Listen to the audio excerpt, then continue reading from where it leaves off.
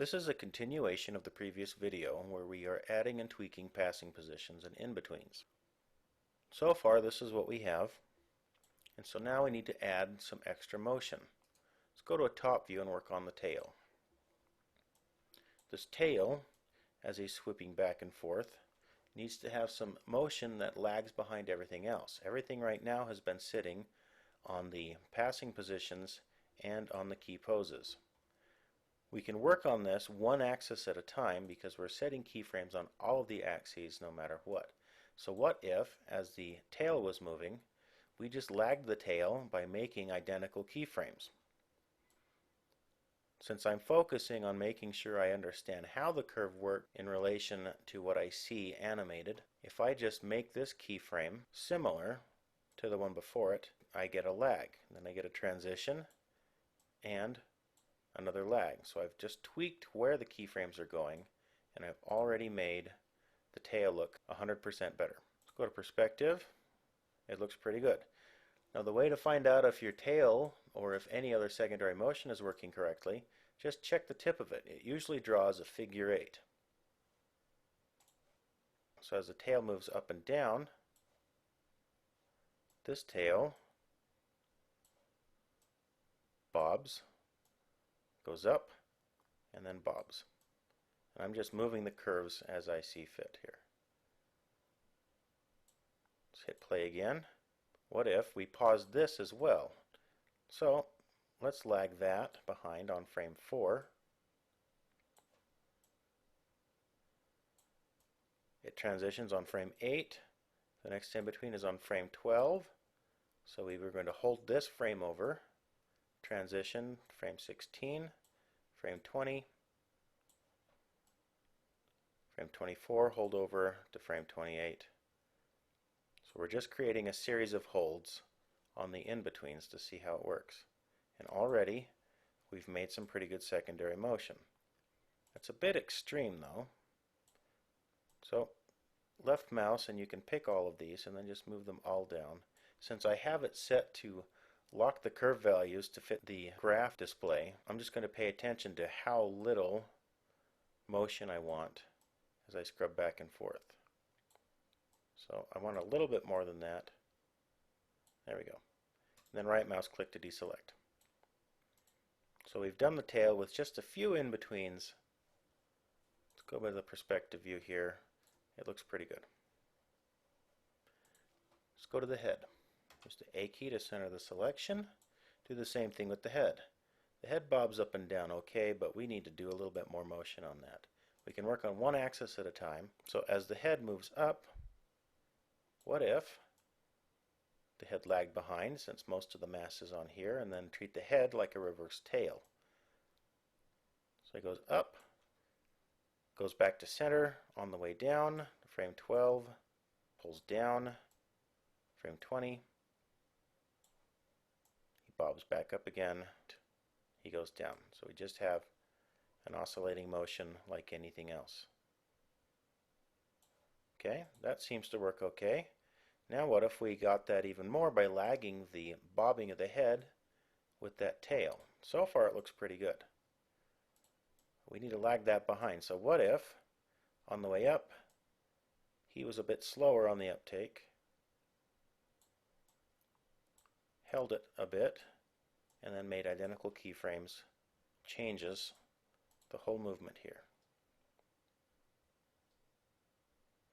Let's go back to the pitch. Now this changes the whole game. We can change the pitch now to match the same lag.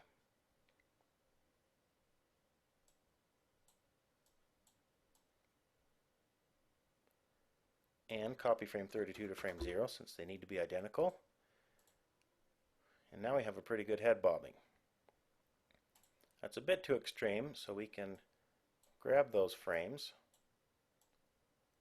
and just move the frames up. I can turn off the scale display values so you can see how much of the frame is up. Right click to deselect, marquee select with the left mouse, bring those down to an easier, smaller position. Right click to deselect. Let's do the same thing on Y. Fit on Y by clicking this twice just so we can see it. Select all of these positions. Let's move it down just a little, because he needs some control over his head. He's still trying to stabilize his head. And that seems to work pretty well. So his head's going okay, his tail seems to be going okay. Let's lag his hands behind now. Use the A key to center. I'm in local coordinate system, which isn't very good here. I'm going to switch to parent or turn chord sys off and use the left mouse button to move it around.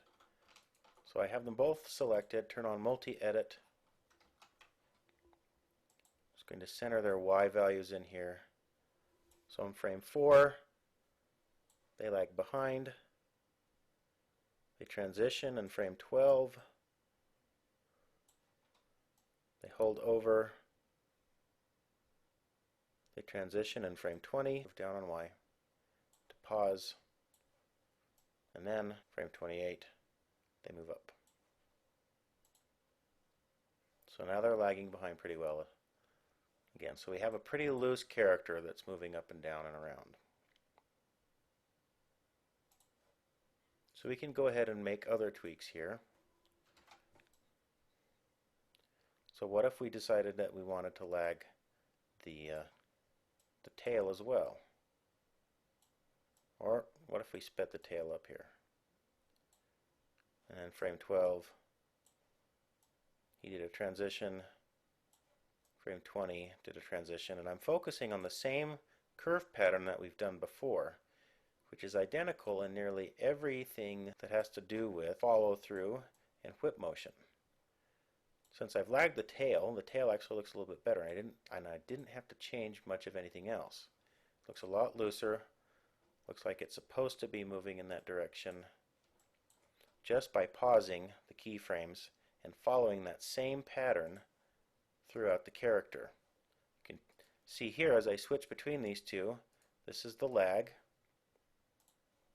We have no lag here on the bob. We've lagged it once here by pausing it, and then we've lagged it again by doing the same pauses but shifting it down the row by an increment of in-betweens. But the pattern is exactly the same. We've just shifted the pattern down. So that wasn't too hard. Now let's focus on the feet again. The feet, which we've been able to keep glued to the ground, now have to make better transitions on the way up and down from the ground. So we need to put a little bit of flair in how the feet move. We'll start with the back foot here. The back foot can still move some distances on frame 4. Let's move him back.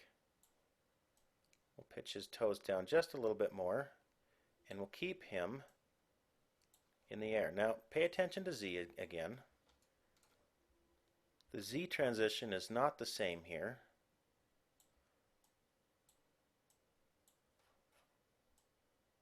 He's extended a lot.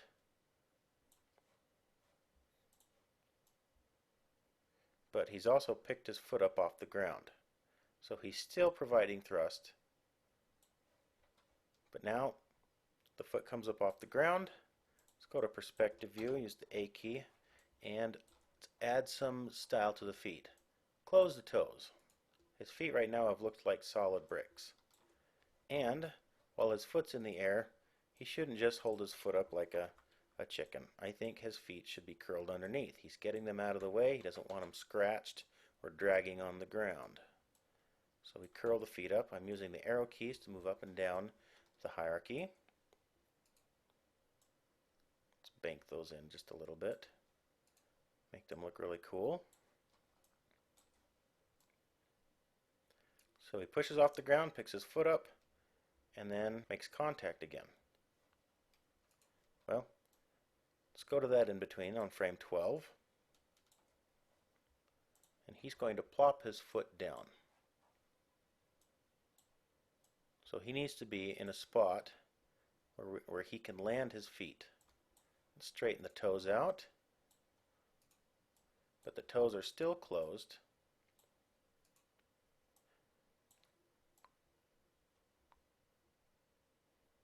And he's going to drop his feet down.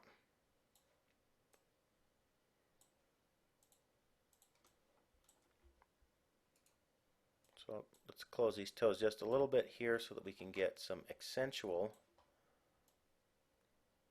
toe spreading when his foot hits the ground. So he hits the ground.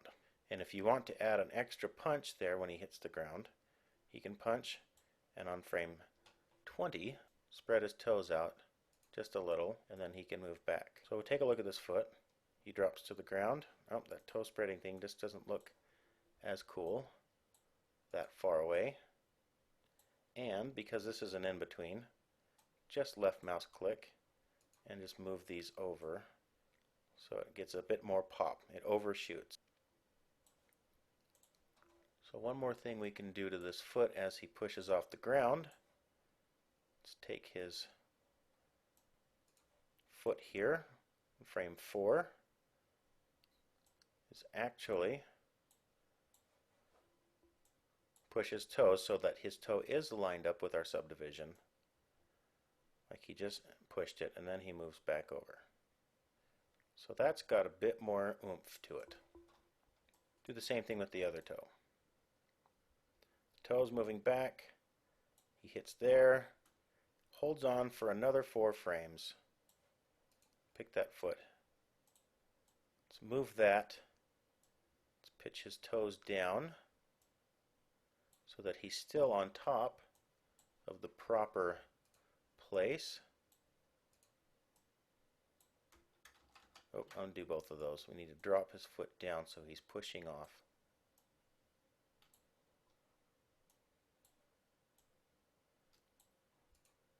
Now we can move his toes in to look like he's actually pushing. He picks up his foot, which he curls underneath. Make sure you have pitch selected.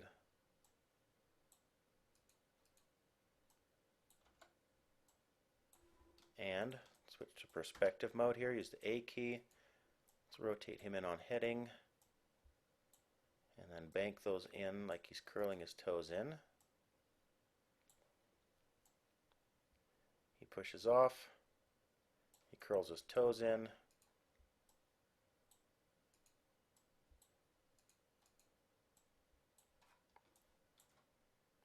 He swings over. Frame 28. Straightens his toes out for a landing on this in-between. His toes are still pulled in.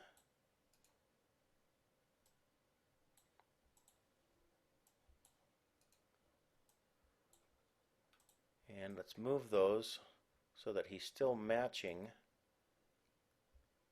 the cadence and the transition when he hits to the ground. So you'll see this little jump here down at the bottom. That means the alignment is not going to be on when he's contacting the ground. So from here inside the animate block, make sure that spline is set to linear. That way we have a transition that keeps the feet aligned to the ground as he moves. So he drops to the ground that way. In frame 32, need to make sure that frame 32 matches correctly, because we did have that little foot spread on the other foot, which would start frame 16.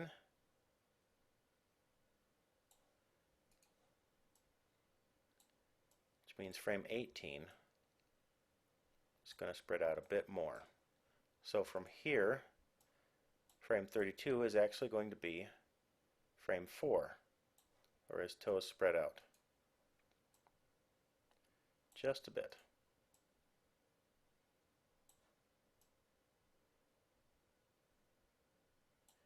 So let's hit play and see how that looks. So his toes are working correctly. They're picking up off the ground. He's moving correctly. Now let's make a couple of other changes here. Go to the front view. His feet can do anything they want while they're in the air because they're being carried over by the body. They have no contact with the ground.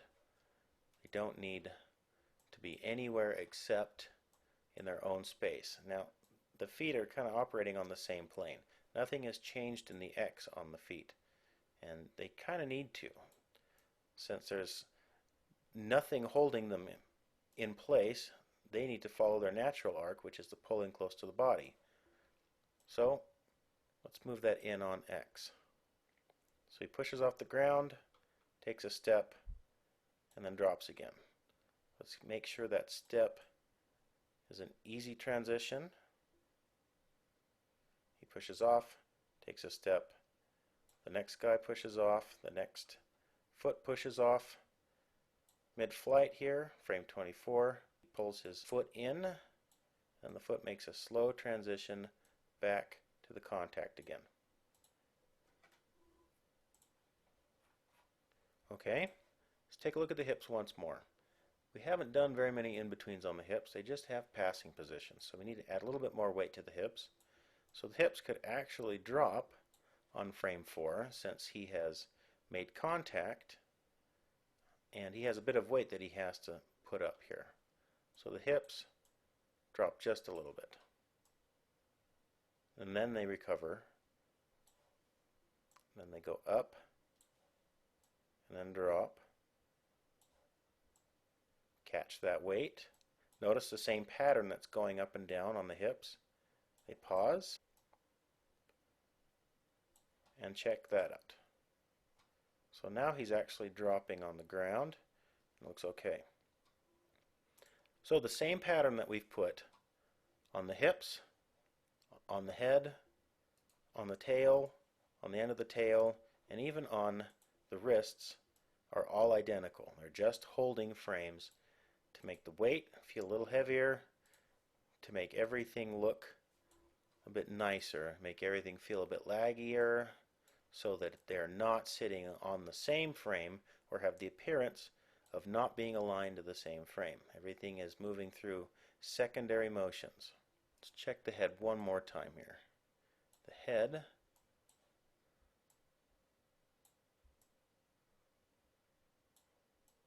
what if we change the translates on the head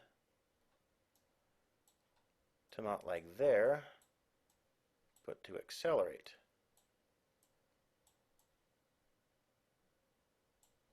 Let's play that. Does that look strange? If we do that, well, let's change this to hold, hold, hold.